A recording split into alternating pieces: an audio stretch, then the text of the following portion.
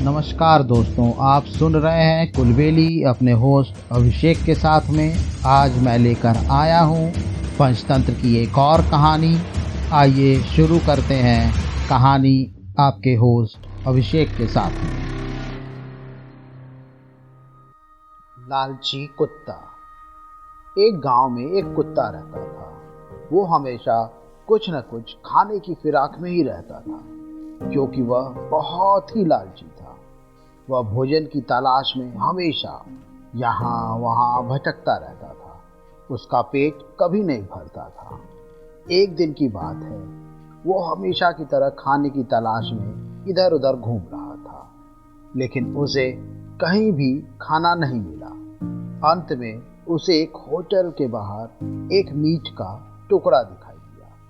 उसने झट से उस टुकड़े को मुंह में पकड़ लिया और सोचा कि कहीं दूर जाके इसको आराम से खाते हैं। वो अकेले बैठ के खाना चाहता था, इसलिए मीट के टुकड़े को लेकर वह वहां से जल्दी से भाग गया। एकांत जगह की खोज करते करते वह एक नदी के पास पहुंचा। नदी के किनारे जाकर उसने नदी में झांका तो अचानक उसने अपनी परछाई नदी में देखी। वो समझ नहीं पाया कि वह उसकी परछाई है। उसे लगा कि पानी में कोई दूसरा कुत्ता है, जिसके मुंह में भी मीट का एक टुकड़ा है। उस लालची कुत्ते ने सोचा, क्यों न इसका टुकड़ा भी छीन लिया जाए। अगर इसका मीट का टुकड़ा भी मिल जाए तो खाने का मजा दुगना हो जाए। वह उस परछाई पर जोर से भौंका। भौंकने से उसके मुंह में दबा टुकड़ा नदी में गिर गया। अब वह अपना टुकड़ा भी खो बैठा। उसे तब जाकर समझ में आया कि जिसे वह दूसरा कुत्ता समझ रहा था, वो तो उसकी खुद की परछाई है। उसने ज्यादा के लालच में जो था वो भी खो दिया। अब वह बहुत पछताया और मुंह लटकार कर वापस गांव में आ गया।